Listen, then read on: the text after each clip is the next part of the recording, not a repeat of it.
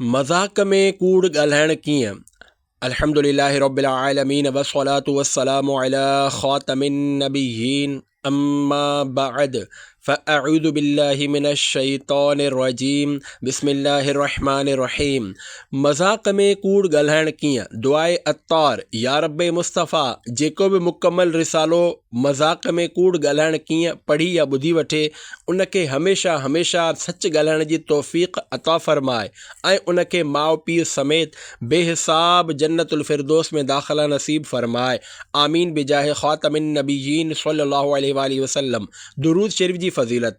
हज़रत शेख अबू बकर शिबली रहमतुल्लाह अलैह कॾहिं बग़दाद शरीफ़ जे वॾे आलिम हज़रत अबू बकर बिन मुजाहिद रहमतुल्लाह अलैह वटि तशरीफ़ खणी आया त उन्हनि यकदम उथी खेनि सीने सां लॻायो ऐं पेशानी चुमी करे निहायत ताज़ीम सां पाण वटि वेहारियो।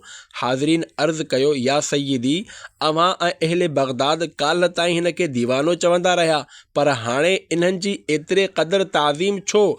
जवाब ॾिनाऊं, मूं ईअं ई थोरी कयो आहे। अल्हम्दुलिल्लाह, अॼु राति मूं ख़्वाब में हीउ ईमान अफ़रोज़ मंज़र ॾिठो त अबू बकर शिबली बारगाह रिसालत में हाज़िर हुया। सरकार दो आलम सल्लल्लाहु अलैहि वसल्लम उथी करे खेनि सीने सां लॻायो ऐं पेशानी चुमी करे पंहिंजे भरिसां वेहारे छॾियो। मूं अर्ज़ कयो, या रसूल अल्लाह सल्लल्लाहु अलैहि वसल्लम, शिबली ते एतिरे क़दुरु शफ़क़त जी वजह? अल्लाह पाक जे महबूब सल्लल्लाहु अलैहि वसल्लम ग़ैब जी ख़बर ॾींदे फ़रमायो त ही हर नमाज खां बाद ही आयत पढ़ंदो आहे। बिस्मिल्लाहिर्रहमानिर्रहीम। लक़द जाअकुम रसूलुम मिन अनफुसिकुम अज़ीज़ुन अलैहि मा अनित्तुम हरीसुन अलैकुम बिल मुमिनीन रऊफ़ुर रहीम। ऐं इन खां बाद मूं ते दुरूद शरीफ़ पढ़ंदो आहे। सल्लु अलल हबीब सल्लल्लाहु अला मुहम्मद व आलिही व अस्हाबिही व बारक वसल्लम। ज़बान संभालण वारे जा अमल बे संभलिजी वेंदा आहिनि। हज़रत यूनुस बिन उबैद रहमतुल्लाह अलैह फ़रमायो, जेको शख़्स ज़बान खे संभाले इस्तेमालु कंदो आहे, मां उनखे नेक अमल कंदे ॾिसंदो आहियां।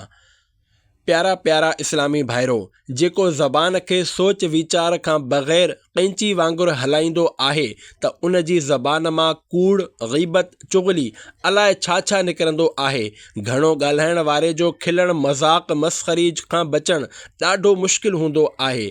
खिलण ऐं मज़ाक़ मस्ख़री में कूड़ जी मिलावट बि हूंदी आहे। मज़ाक़ में बि कूड़ जाइज़ नाहे। मज़ाक़ में कूड़ ॻाल्हाइण वारे सां सरकार सल्लल्लाहु अलैहि वसल्लम जी नाराज़गी। फ़रमाने मुस्तफ़ा सल्लल्लाहु अलैहि वसल्लम, तबाही आहे उन शख़्स जे लाइ जेको गुफ़्तगू करे थो ऐं माण्हुनि खे खिलाइण जे लाइ कूड़ ॻाल्हाए थो। उन जे लाइ हलाकत आहे, उन जे लाइ हलाकत आहे। तिर्मिज़ी जिल्द 4 सफ़ो 142 हदीस 23-22। जहन्नम जी गहराई ऊन्हाई में किरंदो आहे। फ़रमाने आख़िरी नबी सल्लल्लाहु अलैहि वसल्लम, इंसान गुफ़्तगू कंदो आहे ऐं रुगो इन लाइ कंदो आहे त जीअं माण्हुनि खे खिलाए। इन करे जहन्नम जे एतिरे त गहराई में वञी किरंदो आहे जेका आसमान ऐं ज़मीन जे विच वारे फ़ासिले खां बि घणी आहे। ऐं ज़बान सां जेतिरी ग़लती थींदी आहे उहा इन खां बि घणी आहे जेतिरे क़दम खां ग़लती थींदी आहे। शअबुल ईमान जिल्द 4 सफ़ो 213 हदीस 48-32। हज़रत अल्लामा अब्दुर्रऊफ़ मुनावी रहमतुल्लाह अलैह लिखनि था त इमाम ग़ज़ाली रहमतुल्लाह अलैह फ़रमायो त खिलाइण वारे ॻाल्हि मां मुराद अहिड़ी ॻाल्हि आहे जंहिंमें ग़ीबत, ईज़ाए मुस्लिम याने मुस्लमान खे तकलीफ़ ॾियणु या को गुनाह जो पहलू पातो वञे, न त रुगो मज़ाक़ वारी ॻाल्हि ते वईद नाहे। फैज़ुल क़दीर जिल्द 2 सफ़ो 425 तहतुल हदीस 1984। मश्क़रा मुतवजा थियनि। मिरआत जिल्द 6 सफ़े 463 ते आहे। हिन फ़रमाने आलिशान मां अॼुकल्ह जा मस्ख़रा याने कॉमेडियन वग़ैरह इबरत हासिल कनि, जेके माण्हुनि खे खिलाए गुज़र बसर कंदा आहिनि, जिन जी कमाई माण्हुनि खे खिलाइणु आहे।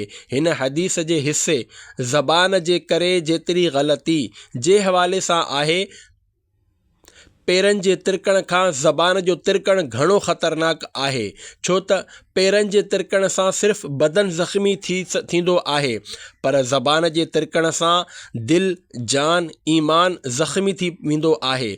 ज़बान जे तिरकण सां ई क़त्ल ऐं खून थींदा आहिनि। ज़बान जे तिरकण सां ई इंसान काफ़िर ऐं बेदीन थींदो आहे। इब्लीस याने शैतान खे पंहिंजी ज़बान जे तिरकण जी सज़ा अञा ताईं मिली रही आहे। कॉमेडी जो मसइलो। कॉमेडियन जो मज़ाक मस्ख़री करण वारो शो इज्तिमाई तौरु नाजाइज़ आहे, छो त हिन में ॿियनि माण्हुनि जो मज़ाक उॾाइण या ॾिसण वारनि खे मज़ाक उॾाइण जी तालीम ऐं केतिरनि ई माण्हुनि जी दिलि आज़ारी पाती वेंदी आहे।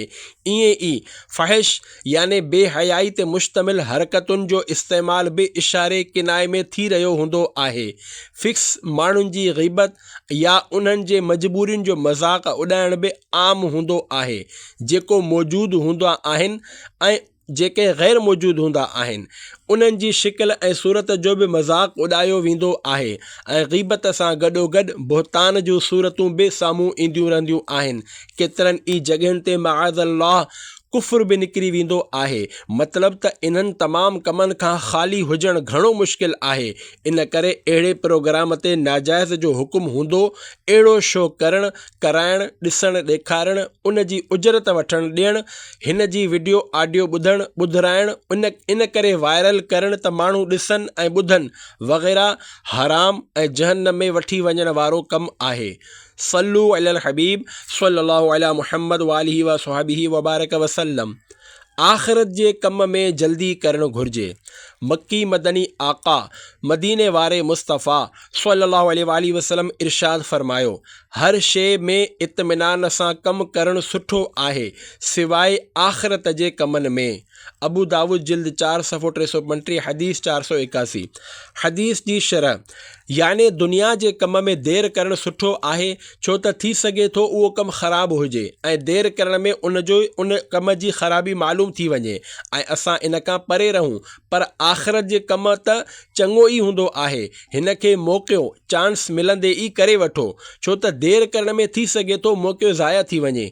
घणो ॾिठो वियो आहे त कुझु माण्हुनि खे हज जो मौक़ियो त मिलियो पर उन ई वक़्तु न विया त वरी वञी ई न सघिया। अल्लाह पाक फरमाए थो, फस्तबिकुल ख़ैरात, सीपारो 2 सूरह बक़रा आयत 148। तर्जुमो, भलायुनि में जल्दी करियो।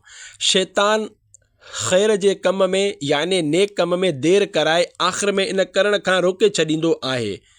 सुठो ॻाल्हाइणु तौफ़ीक़ इलाही। ऐं हज़रत इमाम अबू हामिद मुहम्मद बिन मोहम्मद ग़ज़ाली रहमतुल्लाह अलैह फ़रमाइनि था, ज़बान जो ॻाल्हाइणु जिस्म जे तमामु उज़वनि पार्ट्स ते असर अंदाज़ थींदो आहे।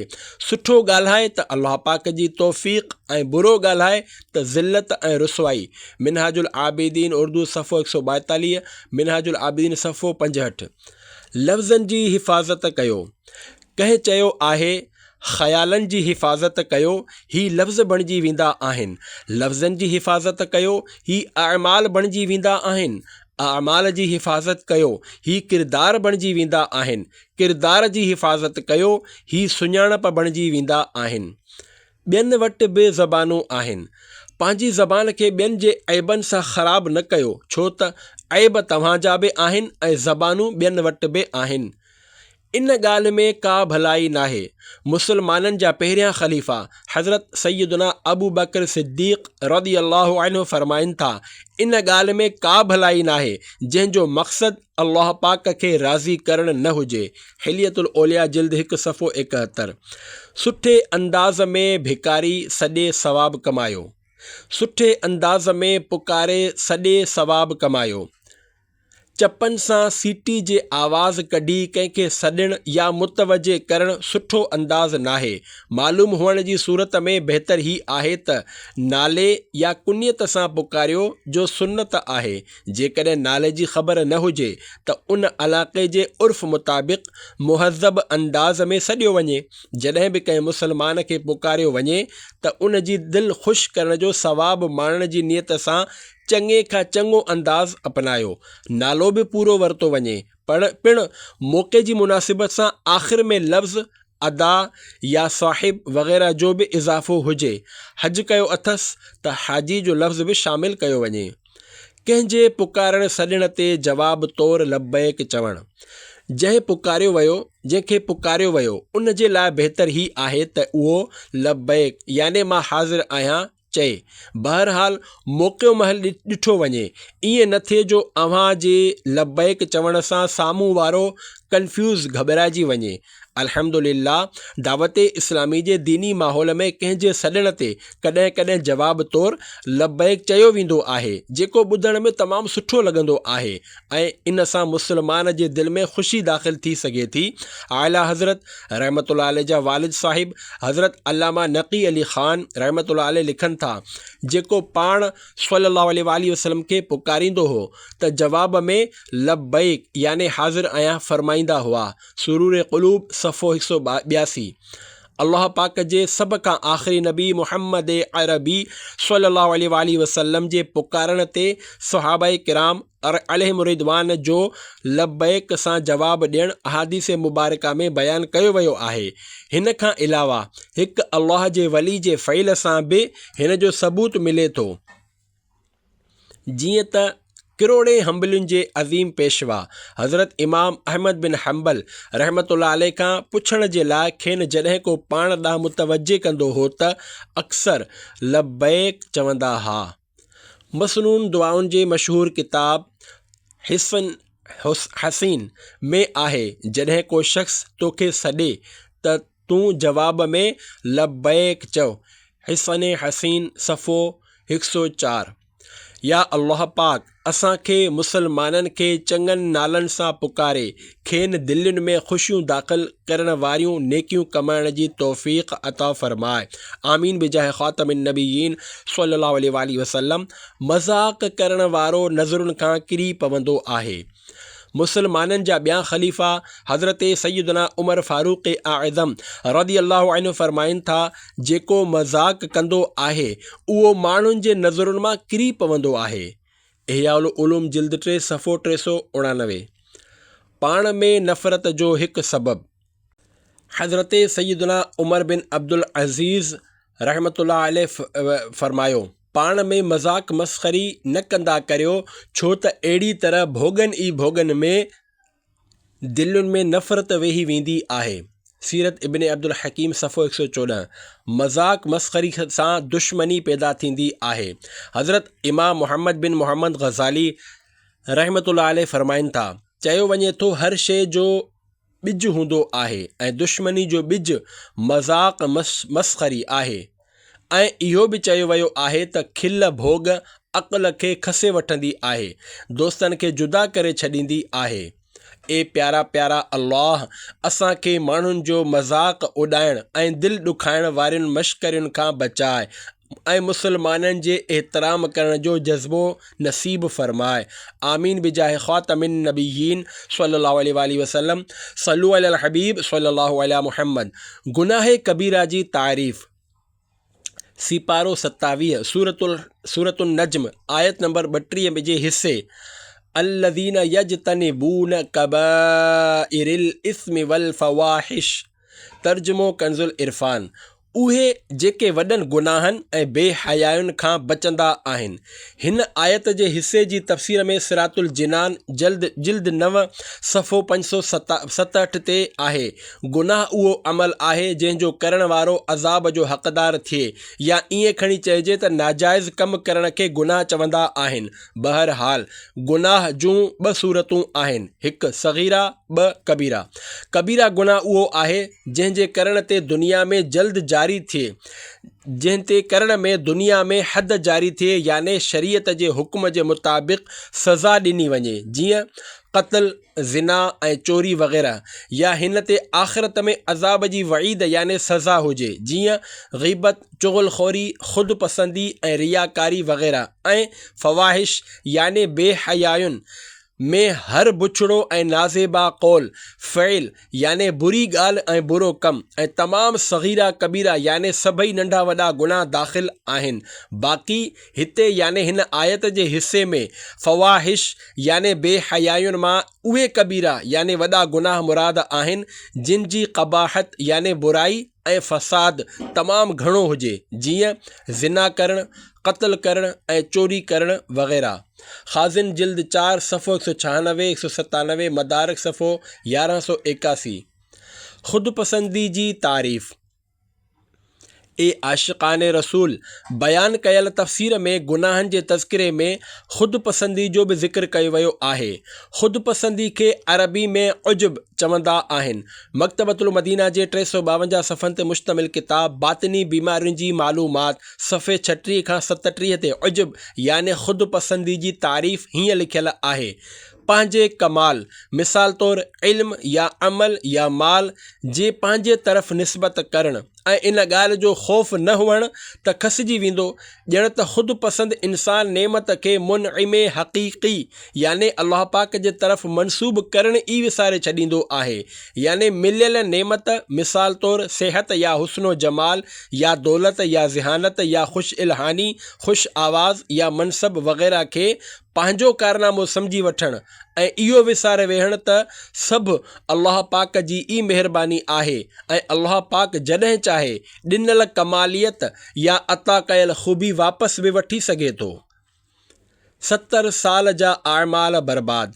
ख़ुदपसंदी नेकियुनि लाइ सख़्त तबाही जो कारण आहे, जीअं त रसूल पाक सल्लल्लाहु अलैहि वसल्लम इरशाद फरमायो: उजब याने ख़ुदपसंदी 70 साल जा आमाल बर्बाद कंदी आहे। जामिउ सग़ीर सफ़ो 127, हदीस 2084।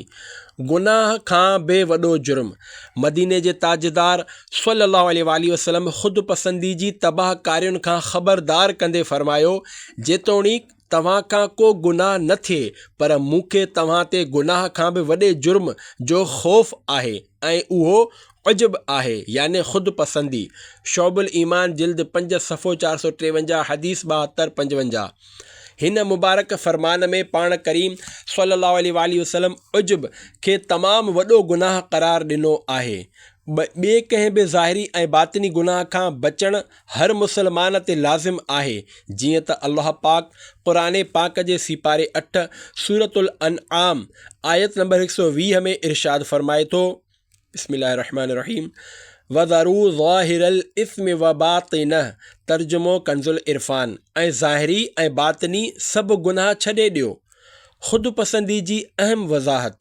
हज़रत सैयदना इमाम मुहम्मद बिन मुहम्मद ग़ज़ाली रहमतुल्लाहि अलैहि लिखनि था त जेको शख़्स इल्म, अमल ऐं माल में पंहिंजी कमालियत याने ख़ूबी ॼाणींदो हुजे, उन जूं 2 कैफ़ियतूं आहिनि। हिकु उन्हनि मां हिकु हीउ आहे त उनखे उन ख़ूबी जे ज़वाल जो ख़ौफ़ हुजे ऐं खेसि हिन ॻाल्हि जो ख़ौफ़ हुजे त हिन ख़ूबी में का तब्दीली अची वेंदी या बिल्कुलु ई ख़तमु थी वेंदी, त अहिड़ो इंसानु ख़ुदपसंद नाहे। ॿी हालत इहा आहे त हू इन जे ज़वाल याने घटि या ख़तमु थियण जो ख़ौफ़ नाहे रखंदो, बल्कि हू हिन ॻाल्हि ते मुतमइन ऐं ख़ुशि थींदो आहे त अल्लाह रब्बुल इज़्ज़त मूंखे हीअ नेमत अता फ़रमाई आहे, हिन में मुंहिंजो को ख़ासि कमाल नाहे, उहा बि ख़ुदपसंदी नाहे। ऐं इन लाइ हिकु टीं हालत बि आहे जेका ख़ुदपसंदी आहे ऐं उहा हीअ त खेसि हिन कमाल जे ज़वाल याने ख़ूबी जे घटि या ख़तमु थियण जो ख़ौफ़ नाहे हूंदो, बल्कि हू हिन ते मुतमइन ऐं ख़ुशि थींदो आहे ऐं उन जी ख़ुशीअ जो बाइस ही हूंदो आहे त ही कमाल, नेमत ऐं भलाई ऐं सरबुलंदी आहे। हू इन करे ख़ुशि नाहे थींदो त ही अल्लाह पाक जी इनायत ऐं नेमत आहे। उन याने ख़ुदपसंद बाने जी ख़ुशीअ जो सबबु ही हूंदो आहे त हू इन खे पंहिंजी ख़ूबी ऐं पंहिंजो ई कमाल सम्झंदो आहे। हू इन खे अल्लाह रब्बुल इज़्ज़त जी अता ऐं महिरबानी तसवुरु नाहे कंदो। इहयाउल उलूम जिल्द 3 सफ़ो 454। ख़ुदपसंदीअ जो हिकु मुजर्रब आज़मायल इलाज। हज़रत सैयदना इमाम ग़ज़ाली रहमतुल्लाह अलैहि फ़रमाइनि था, सहाबाए किराम अलैहिम रिदवान पंहिंजे ज़ुहद तक़वा जे बावजूदु इहा तमन्ना कंदा हुआ त काश हू मिट्टी, बुह या पखी हुजनि हा। पोइ साहिब बसीरत याने अक़लमंद शख़्स कीअं पंहिंजे अमल ते ख़ुदपसंदी या गुरूर करे सघे थो ऐं कीअं थो पंहिंजे नफ़्स खां बेख़ौफ़ थी सघे। ही ख़ुदपसंदी जो इलाजु आहे जंहिंसां ख़ुदपसंदी जो मादो बिल्कुलु पाड़ा पटिजी वेंदो आहे। जॾहिं ख़ुदपसंदी में मुब्तला शख़्स हिन इलाज जे तरीक़े मुताबिक़ ख़ुदपसंदी जो इलाजु कंदो आहे त जंहिं वक़्तु उन जे दिलि ते ख़ुदपसंदी ग़ालिब ईंदी आहे त नेमत खसिजी वञण जो ख़ौफ़ उनखे तकबुर करण खां बचाईंदो आहे, बल्कि जॾहिं उहो काफ़िरनि ऐं फ़ासिक़नि खे ॾिसंदो आहे त कंहिं गुनाह जे बग़ैर उन्हनि खे ईमान ऐं इताअत इलाही जी दौलत खां महरूमी मिली आहे त उहो डिॼंदे इहो सोचींदो आहे त जंहिं ज़ात खे हिन ॻाल्हि जी परवाह नाहे जो हू बग़ैर कंहिं जुर्म जे कंहिंखे महरूम करे छॾे या बग़ैर कंहिं वसीले जे कंहिंखे अता करे, सो हू ॾिनल नेमत खे वापसि बि वठी सघे थो। केतिरा ई ईमान वारा मुर्तद थी करे ऐं इताअत गुज़ार याने नेक मुसलमान फ़ासिक़ थी करे बुरे ख़ात्मे जो शिकार थिया। जॾहिं इंसान हिन तरह सोचींदो त ख़ुदपसंदी हिन में बाक़ी न रहंदी। इहिया उल उलूम उर्दू जिल्द 3 सफ़ो 1106, इहिया उल उलूम जिल्द 3 सफ़ो 458। हुब्बे जाह व ख़ुदपसंदी की मिटा दे आदतें, या इलाही बाग़ जन्नत की अता कर राहतें। आमीन बिजाह ख़ातमिन नबीयीन सल्लल्लाहु अलैहि वसल्लम। ख़ुदपसंदी जा 8 सबब ऐं इलाज। हज़रत सैयदना इमाम मोहम्मद बिन मोहम्मद ग़ज़ाली रहमतुल्लाह अलैह इहिया उल उलूम में उजुब याने ख़ुदपसंदी जा ही 8 सबब ऐं इन्हनि जो इलाज बयानु फ़रमायो आहे। 1, पहिरियों सबब पंहिंजे जिस्मानी ख़ूबसूरती जे हवाले सां ख़ुदपसंदी में मुब्तला थियणु। हिन जो इलाज इहो आहे त इंसान पंहिंजे बातिनी ग़लाज़तुनि ते ग़ौर करे ऐं पंहिंजे इब्तिदा ऐं पछाड़ी याने इब्तिदा में गंदो कतरो हो ऐं आख़िर में सड़ियल मुर्दो हूंदो, इन जे बारे में ग़ौर करे। ॿियो सबब पंहिंजी ताक़त ऐं सघ ते नाज़ करणु। हिन जो इलाज ही आहे त इंसान इहो सोचे त अल्लाह पाक मामूली आज़माइश मिसाल तौरु बीमारी हादिसनि वग़ैरह में मुब्तला फ़रमाए बि ही क़ुवत वापसि वठी सघे थो। टियों सबब अक़ल ऐं ज़हानत जे हवाले सां ख़ुदपसंदी में मुब्तला थियणु। हिन जो इलाज ही आहे त इंसान इहो सोचे त कंहिं बि मर्ज़ या हादिसे वग़ैरह जे सबबि इहा नेमत खसिजी सघे थी। चौथों सबब आली नसब याने ऊंचो ख़ानदान हुजण ते फ़ख्रु करणु आहे। हिन जो इलाज ही आहे त इंसान इहो सोचे त पंहिंजे अबनि ॾाॾनि वांगुरु नेक अमाल न करण जे बावजूदु उन्हनि जे दर्जे ताईं कीअं पहुची सघिजे थो। पंजो सबब ज़ालिम जी हिमायत ते वॾाई करणु आहे ऐं अहले दीन ऐं अहले इल्म जे तरफ़ पंहिंजी निस्बत खे अहमियत न ॾियणु आहे। हिन जो इलाज ही आहे त इंसान उन्हनि ज़ालिमनि माण्हुनि जे उख़रवी अंजाम ते नज़र रखे ऐं इहो सोचे त ज़ालिम माण्हू त अल्लाह पाक जे ग़ज़ब जे लाइक़ु आहे। छहों सबब पंहिंजे नौकर चाकर वग़ैरह ते वॾाई करणु। हिन जो इलाज ही आहे त इंसान पंहिंजी कमज़ोरी ते नज़र रखे ऐं इहा ॻाल्हि ज़हन में विहारे छॾे त तमामु इंसान अल्लाह पाक जा आजिज़ बाना आहिनि। सतों सबब माल ऐं दौलत ते वॾाई करणु।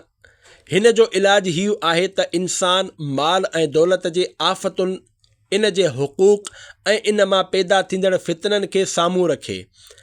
अठों सबब पंहिंजी ग़लति राय ते घमंड। हिन जो इलाज ही आहे त इंसान पंहिंजी राय जे सही हुजण ते हरगिज़ भरोसो न करे, याने ग़ौर करे त थी सघे थो त मुंहिंजी राय ग़लति हुजे। बातिनी बीमारियों की मालूमात सफ़ो 38 ता 43, इहिया उल उलूम जिल्द 3 सफ़ो 1107 ता 1119। सल्लु अलल हबीब सल्लल्लाहु अला मुहम्मद। ए आशिक़ाने रसूल, ख़ुदपसंदी ऐं ॿियनि बुराइयुनि जी मालूमात हासिल करणु, गुनाहनि जी आदत मिटाइणु ऐं नेकियुनि जो जज़्बो वधाइण जे लाइ दावत इस्लामी जे दीनी माहौल सां हरदम वाबस्ता रहो। दावत इस्लामी जो दीनी माहौल बिगड़ियल माण्हुनि जे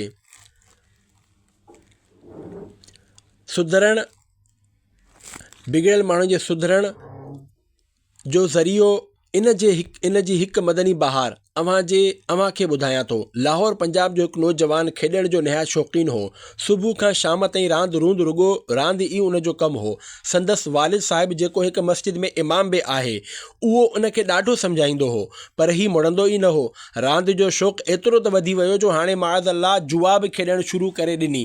खेॾण खां अलावा दोस्तनि सां राति देरि ताईं घिटियुनि ऐं बाज़ारनि में घुमणु फिरणु, इंटरनेट कैफ़े में वञणु इन जो पसंदीदा शौक़ु हो। सच ॻाल्हाइण जी बि आदत न हुयसि, जंहिं सबबु जॾहिं राति जो देरि सां घर पहुचंदो हो त देरि थियण जो सबबु बि ग़लति ॿुधाईंदो हो। इन्हनि जी ज़िंदगी में तब्दीली कुझु हिन तरह आई जो उन जे वालिद साहिबु दावत इस्लामी जे दीनी माहौल सां वाबस्ता हिकु इस्लामी भाउ खे हिन जी कैफ़ियत ॿुधाई ऐं इन जी इस्लाह करण जी दरख़्वास्त कई। उन इस्लामी भाउ जी इनफ़रादी कोशिश सां ही 2-3 भेरा सुन्नतुनि भरे इज्तिमा में शिरकत करण खां बाद 3 ॾींहंनि जे सुन्नतुनि सिखण जे मदनी क़ाफ़िले में सुन्नतुनि सिखण जे क़ाफ़िले जो मुसाफ़िर बणिजी वियो। आशिक़ान रसूल जी सोहबत ऐं उनखे उहे सुन्नतूं सिखण जे लाइ मिलियूं जेके हीउ न ॼाणींदो हो। जॾहिं हीउ मदनी क़ाफ़िले खां मोटियो त इहो अज़्म हो त हाणे मुआशिरे में शरीफ़ ऐं नेक इंसान बणिजी ज़िंदगी गुज़ारणी आहे। अल्लाह रब्बुल इज़्ज़त जी रहमत सां ही दावत इस्लामी जे दीनी माहौल सां वाबस्ता थी वियो। रब के दर पर झुकें, इल्तिजाएं करें, बाब रहमत खुलें, क़ाफ़िले में चलो। सल्लु अलल हबीब सल्लल्लाहु अला मुहम्मद व आलिही व अस्हाबिही व बारक वसल्लम।